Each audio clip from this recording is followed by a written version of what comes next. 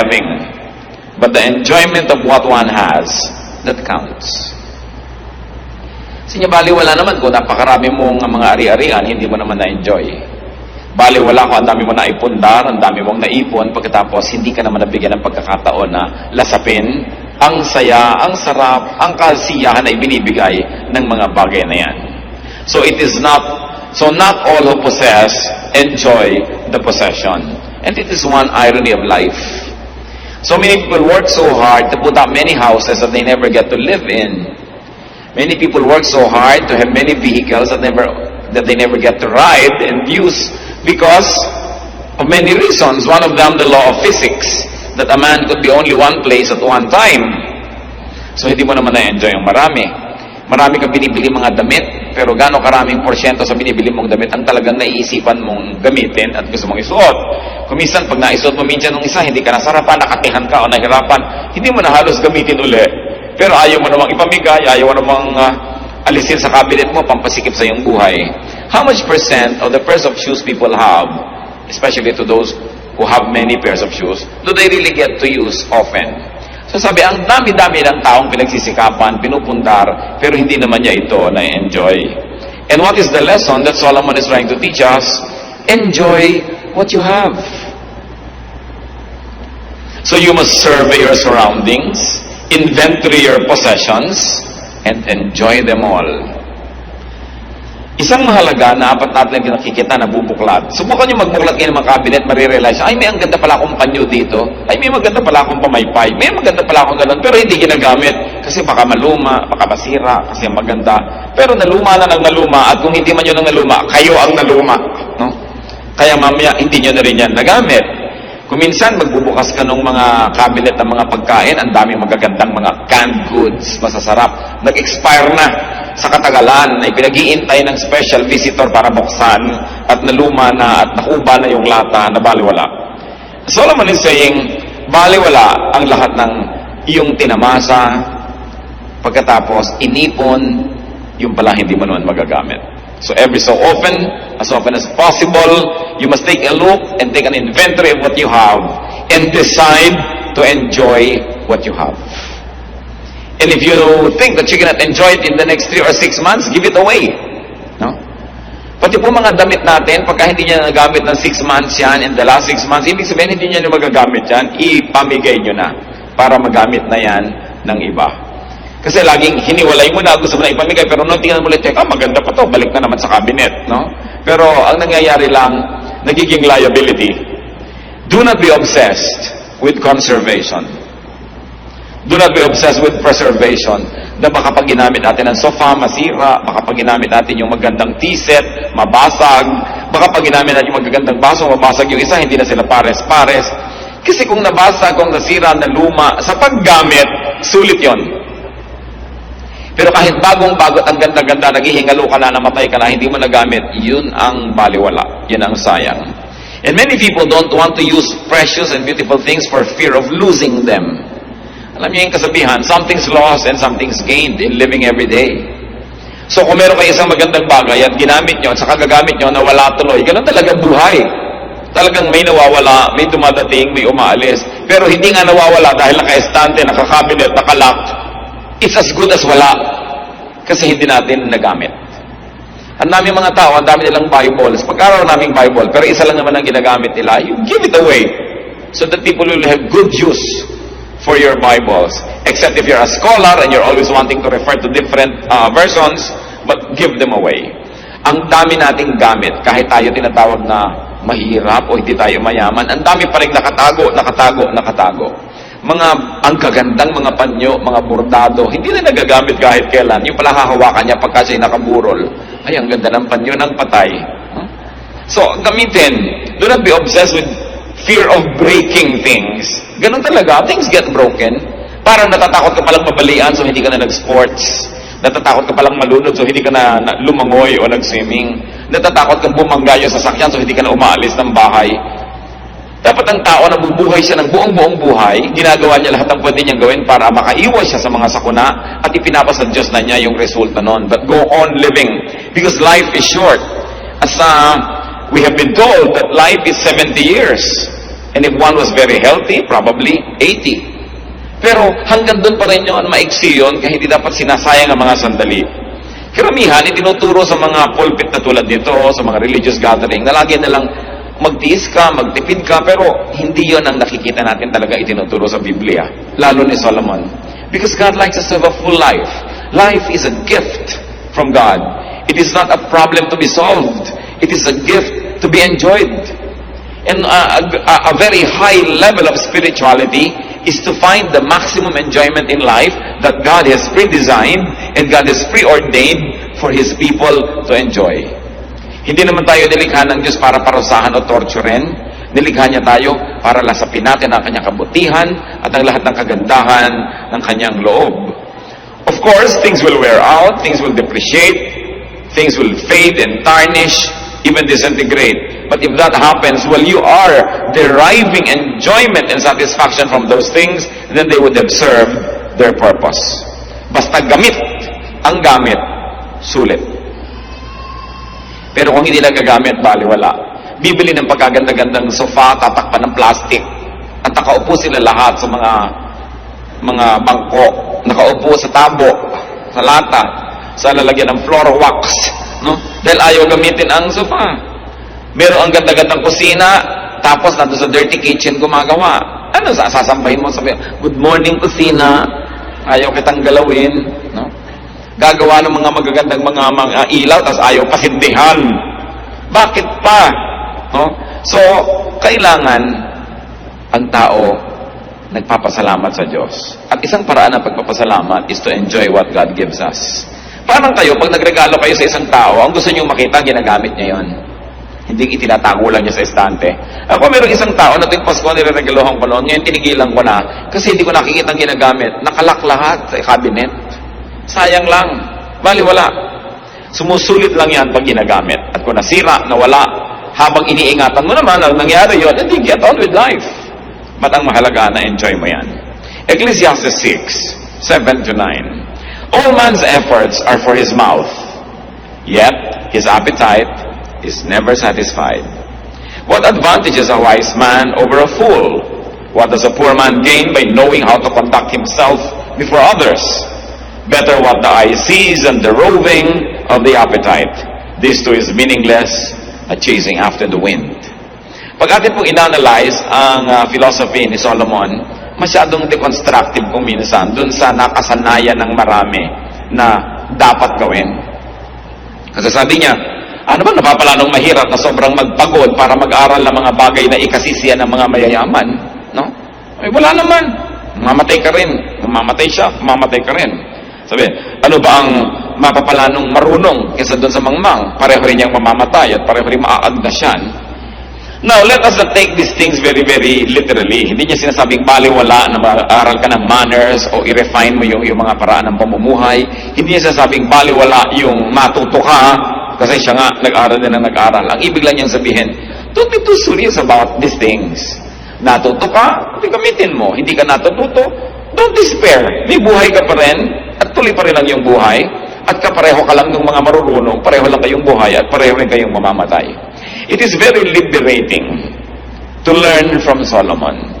Not to take ourselves too seriously, not to take every detail of life too seriously, and then to make the most out of every event in life. So anong itinuturo dito ni Solomon sa verses 7-9? Enjoy only what you have and do not covet what you do not have. Sabi niya, better what the eye sees than the roving of the appetite. Mabuti yung hawak mo na kaysa sa yung inaasa mo na malayo. So sabi niya, kung anong meron ka, yun ang iyong enjoyin. Marami pong tao miserable, hindi masaya, hindi kontento. Kasi kung ano yung meron sila, hindi yun ang kanilang ina-enjoy. At kung ano yung wala, yun ang inaasam. Hindi na magtutugma kahit kailan yung supply at demand. At lagi na lang siyang, laging parang kulang. Parang sabi ni Percy Bysshe Shelley, isang Ingles na makata, we look before and after. We don't look at the now. We look before and after and pine for what is not. Ang hinahanap ay yung wala. Ang gusto ay yung hindi pwedeng mangyari. Kaya lagi na lang kulang at kulang. Mga kapatid, anong ibig sabihin to enjoy what you have? and not to covet what you do not have. It can mean misery, it can mean happiness, kung naintindihan natin ang ibig sabihin nun. Lahat ng tao, meron po tayong pag-aari. Meron tayong atin. Meron tayong sariling bahay. Kung hindi man, nire-rent mong bahay, o kaya nakikitira ka, arkinin mo sa iyong puso na ito yung bahay ko. Pero kung ang laging isipin mo yung bahay ng iba, hindi ka nasasaya. Ang bawat tao may trabaho, may profesyon, may ginagawa. Kung ang lagi mong kinakaingitan yung ginagawa ng iba, ano lang mangyayari sa buhay mo? Lahat tayo may kakayahan, may talento. Lahat naman tayo may ilong. May tao ba namang walang ilong? Pero laging ilong ng may ilong ang kinakaingitan mo at gusto mo maging korte ng ilong mo ang ilong niya, hindi ka talaga sasaya. Ang sinasabi ni Solomon, ayan ka, maraming binigay sa iyo ang Diyos. May mata ka, may ilong ka, may kamay ka, may kulay ka, yan ang kutis mo. Ba't laging gusto mong maiba yan? Kaya lagi ka nalang laging kulang, kaya lagi ka nalang hindi masaya. Desiring this man's art or that man's scope, with what I most enjoy, contented least. Sabi naman ni Shakespeare. Lagi nila gusto ko yung kaya niya, yung ginagawa niya, yung talento niya. Kaya tuloy nagsisikap ang tao at sabi ni Solomon, napakaraming pagsisikap ng tao dahil lang sa inggit sa kapwa. Kaya lang naman aral lang aral, hindi naman dahil gustong matuto, dahil gusto niya mas mataas yung grade niya kaysa sa kanyang classmate. Kaya naman palaki ng bahay, hindi naman dahil kailangan kasi nakikipag-compete pala siya sa laki ng bahay sa barangay nila o kaya sa mga kapatid niya o sa mga pinsan niya. Sabi niya, so much of what man does is born out of envy. Kaya nakikipag-compete, no? Tama na sana yung kanyang waistline, pinapalit pa kasi nakikipag-contest pala siya sa isang mas maliit naman yung baywang. Hindi ka natitigil dahil sabi nga sa Desiderata, there will always be the greater and the lesser person than yourself. So what is important is for you to be at peace with yourself. Ito yung height ko, ito yung weight ko. What I'll do is I'll do my best so that I'll be healthy, pero kung talagang doon na lang, ito ako. Ito yung kulay ko, ito yung buhok ko. Kaya napakaraming tao nakakalbo, sa dami na nang inilagay ng mga asupre sa ulo para mag-straight ang hair. No? Kung kulot ka ba, di kulot. Marami ka pang mahuhuling insekto. Bakit laging kailangan iba? No? And because of the evils of advertising that forever makes you unhappy with yourself, forever making you covet what other people are and what they have, then people end up being unhappy. So do not covet what you do not have. Ecclesiastes 6:10 to 11. What exists has already been named, and what man is has been known. No man can contend with the one who is stronger than he. At sino yung nire-refer dyan na stronger? Ang Diyos. The more the words, the less the meaning. And how does that profit anyone? So what is Solomon trying to say? That life has been pre-designed. Huwag ka na makipagtalo na may gravity. Meron talaga. No? Di ba ang laging ginagawa ng mga beauty products? Defy gravity. No? Para ka magwawagi, ay talaga namang may gravity. No? Lagi na lamang na yung araw ginagawa mong gabi, yung gabi ginagawa mong araw, wala nang tugma. Laging lihis. Sabi, huwag ka na lang makipag-contest dun sa nakatakda na. Mag-adjust ka na lang, sasaya ka pa. It is pointless to argue with God. Meron pang, bakit ba ako naging Pilipino? Sana dapat ako Eskimo. Pilipino ka nga, kahit mag-isay ka dyan, mapapalitan mo ba yung katotohanan na yon? So, magpakabuting Pilipino ka na. Maraming, bakit ba ako'y pinanganak na mahirap? Mapapalitan mo pa ba yung araw ng iyong kapanganakan at ang iyong sitwasyon? So, gusto mo palang umasenso, paasensohin mo lang sarili mo. Pero huwag mo nang sisihin yung mga magulang, sisihin mo lumaki ka sa isang pulo, sa isang probinsya, kasi ganito, kasi ganyan. Sabi ni Solomon, walang mangyayari. Nakatakda na yan. Mag-adjust ka na lang, sasaya ka pa. So it is pointless to complain about life. Dahil sabi niya, how can you find somebody who is strong? Meaning God. If God in His infinite wisdom has so ordained that this is going to be like this, then let it be. Samantalang hindi naman naniniwala ang inyong lingkod na bawat detalye ng buhay natin ay nakaguhit na, nakasulat na at nakatakda na para lang isang script na babasahin, pero may general framework ang buhay na talagang nakatakda at hindi na yun naiiba pa. Yung mga detalye na lang how you deal with it. Halimbawa, talagang tao ay mamamatay. Kung nakatakda yun, may magagawa ka ba para ibahin yun? Pero siguro naman, kung nag-iingat ka sa buhay at kinakasihan ka ng magandang panahon, mapapahaba mo ang iyong buhay kaysa sa iba na hindi maingat. Pero kahit mapahaba mo pa ng plus 20 years yan, mamamatay ka pa rin. Na kahit anong gawin mo, ang tao talaga ay nakakasakit. So kung lagi ka nalang takot na takot magkasakit, hindi ka na nagkaroon ng life because you're always afraid that you might get infected, then you will be miserable. May general rules. Those are unchangeable. But the details you may influence with your character, with your prayer, and with the way you live your life. But there are unchangeable realities that we really simply have to accept. At mas tahimik ang buhay kung hindi tayo makikipagtalo at makikipagtuos sa bawat ganon. Merong mga ganyan mga tao pagka gusto ninyo magpahinga, gusto niya maging active. Pag gusto niya maging active siya, pahinga. In one family, it is horrible to have a member like this. Lahat kayo gusto niyo mag-outing, biglang gusto niyo mag-stay home. Yung kung kayo yung north siya south, kung kayo yung east siya west, laging kalaban ng kalaban ng kalaban. There's always contention, there's always stress, and there's very little relaxation and happiness. So sabi nga, umayon.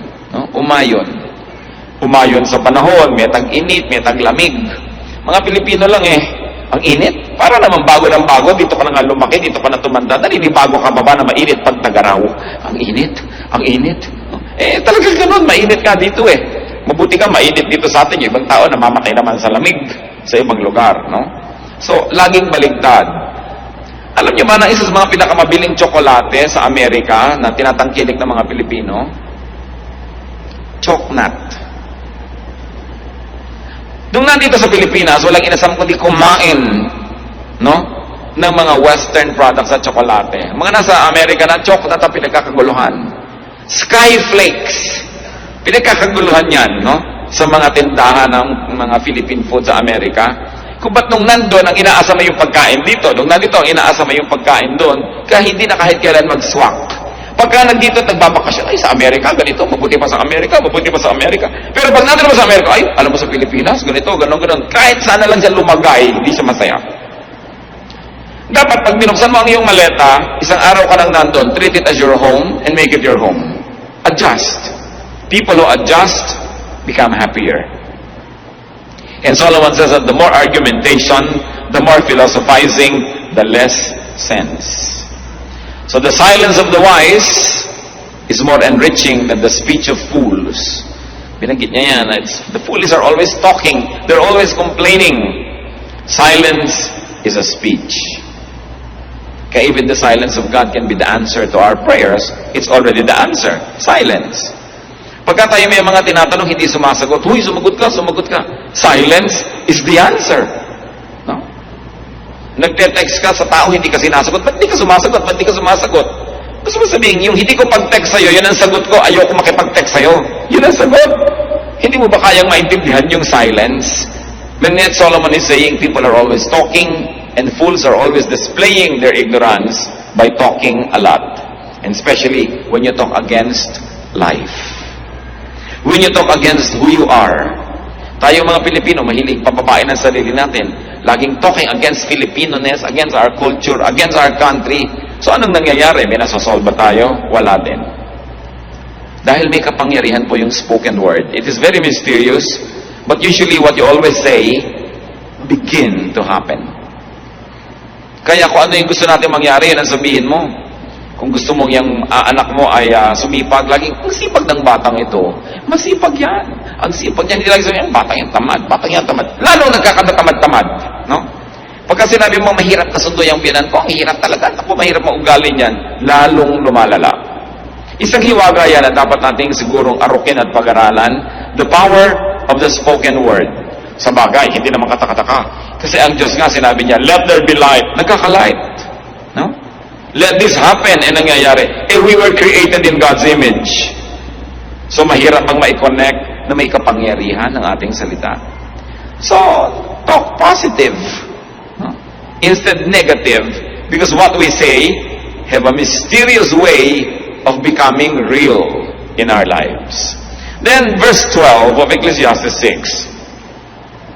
For who knows what is good for a man in life? During the few and meaningless days he passes through life, through like a shadow. Who can tell him what will happen under the sun after he is gone? Itinatanong ni Solomon, sino nga bang nakakaalam kung ano ang mabuti para sa tao? Sino ang makakapagsabi kung ano ang mabuti para sa kanyang kapwa? Dito sa maiksing buhay na ito, na napakarami namang walang kahulugan. Meron bang makapagsasabi kung ano ang naghihintay na bukas sa atin? Kung ano ang mangyayari sa hinaharap? So what is Solomon trying to say here? That no one really knows the mystery of life. No one. No one really knows the dynamics of man, how to live, and what is good for others and for himself. So anong i-apply natin dyan? Talagang kani-kanyang aral, kani-kanyang trial and error ang buhay. Pati pagpapalaki ng mga anak, wala yang formula. Alam nyo yan, kayong mga nakapagpalaki na. May pinalaki kayong anak sa higpit. Hindi nag-work. Meron naman kayong pinalaking honor, hindi ka na lagi mag-enjoy niyan. O may mga grading period, may mga time na hindi ka honor, di wag. Ngayon, kung kaya mo lagi maging honor without stealing happiness from your own self and without making other people miserable, then it's all right. You don't always have to be number one. And brothers and sisters, if you can, whenever you can, be wise. Don't be number one. Yan ang isa sa mga pinakamahihirap na mga pasanin sa buhay, that you are number one. Una, mahirap maging number one. Pangalawa, ang hirap i-maintain ang pagiging number one. Wala ka na gagawin kundi i-maintain yan. Look at many students, na mga honor students, they are robbed of their childhood. Lagi na lagi sinusubsub ng nanay sa pag-aaral, mag-aral. Hindi na naging bata kahit kailan. Hindi na nakapag-enjoy na maging bata. Kasi may obsession. Kung obsession ng magulang, yung anak niya laging malinis, hindi na nag-enjoy ang bata. Parang manika na nasa eskaparate. You know, a child must be clean enough to be healthy, but dirty enough to be happy. Parang bahay din. A house must be clean enough to be healthy, but dirty enough to be happy. Kasi minsan parang ospital na yung bahay mo, ang higpit pala nung misis na nakatira doon, no? Pati yung asawa, pagka humiga sa kama, nalukot. Tumayo ka, nalukot. Ayusin mo na natin.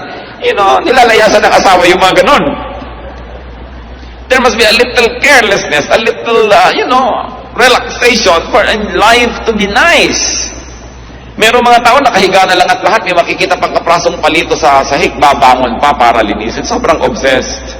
Pero, you don't only make yourself a slave, but you make everybody else around you miserable, especially when they do not share your enthusiasm, and they are compelled to dance to your music.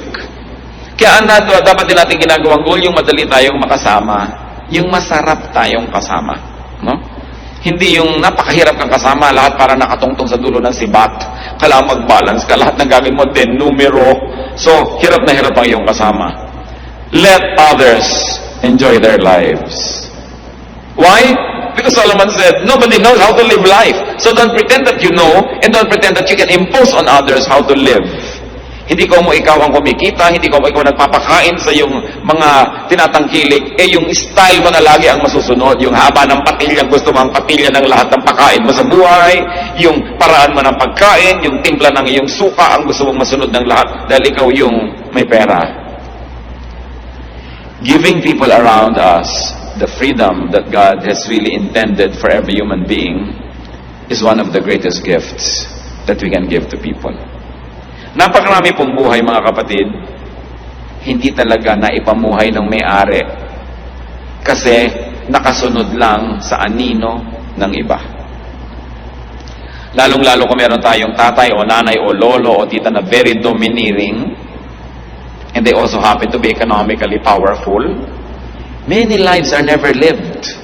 They just become footnotes of the life of the people who control them.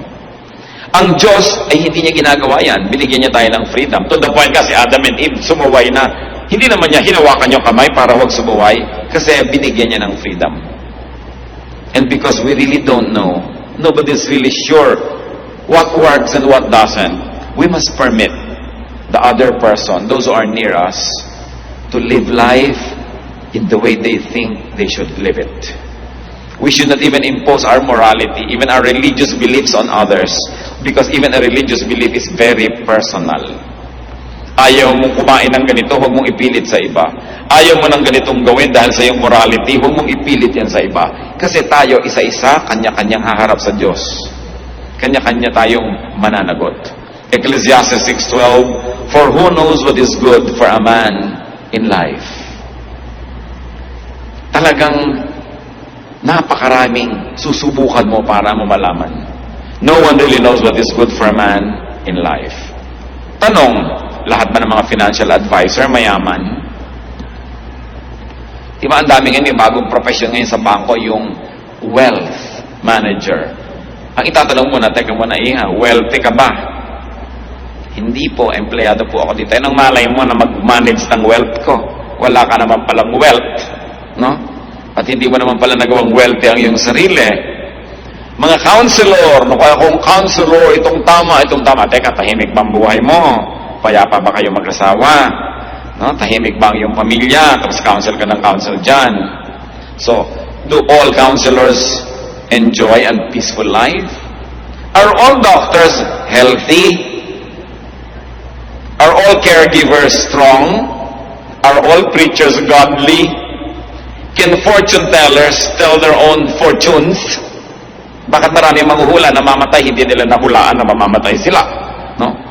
Can all fortune tellers foretell their own future? Are parents and elders always right? You know that the answer to all this is no. So who are we to impose on others? Ang Diyos ang lumikha sa bawat isa sa atin. Meron tayong mga hiram na mga roles.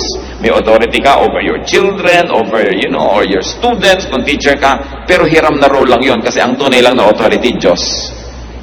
At ang Diyos, God sets people free. God allows people to know even through elimination and through committing an error. So they say, it was wrong, then I know I'm better now. We must never live the lives of others for them. At yan ang problema ng mga tao, sobrang dominante. Control natin ang lahat. Let go. Because they don't enjoy and neither do you. Since no one really knows and understands life, we should be cautious in giving advice, in imposing our beliefs on others. Ecclesiastes 6:8.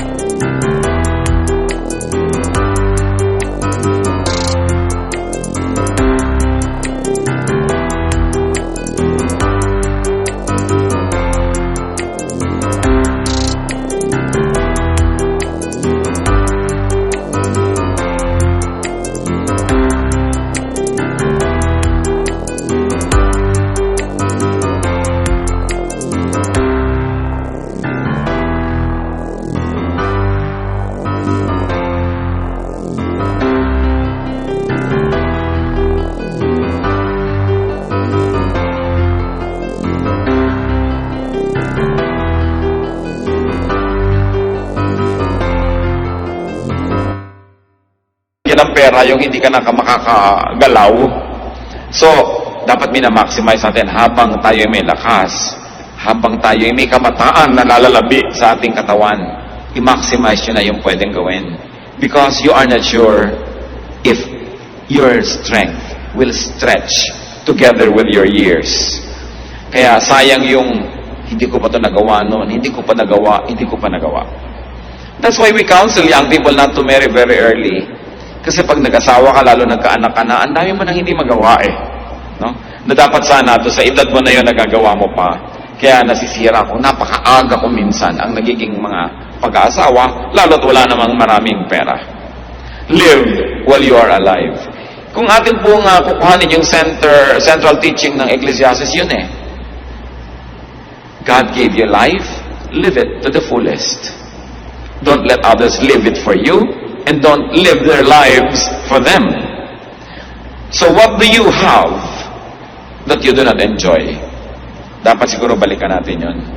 Ecclesiastes 6:9, better what the eye sees than the roving of the appetite. Mas mabuti pa yung nasa sayo kahit konti kesa yung malaki pero hindi naman sayo at inaasam mo lang. Ang ibig sabihin nitong si Solomon. Mag-review tayo mga kapatid. Anong meron kayo na hindi nyo na-enjoy? Maaaring mga material possessions, maaaring talent or skill, maaaring friends, friendship, and social skill. Kasi hindi pwedeng walang-wala ka. Laging meron ka. May kaibigan ka, may kakilala ka, may kakayahan ka, may talent, meron kang damit, meron ka sigurong bahay, kung ano man yon. Pero isang pagtataksil sa kabutihan ng Diyos na yung meron tayo, hindi natin ma-enjoy. Pagkatapos, aasam-asam ka dun sa nasa iba at wala ka. Baligtad. At ito pong Ecclesiastes 6:9 na ito, napakalinaw sa contemporary English version. Sabi, "It is better to enjoy what we have than to always want something else, because that makes no sense. It makes no more sense than chasing the wind." Aming Diyos, kami po ay nagpapasalamat dahil marami kayong binibigay sa amin. Kung kami binigyan mo ng anak, salamat. Kung kami binibigyan mo ng asawa, salamat.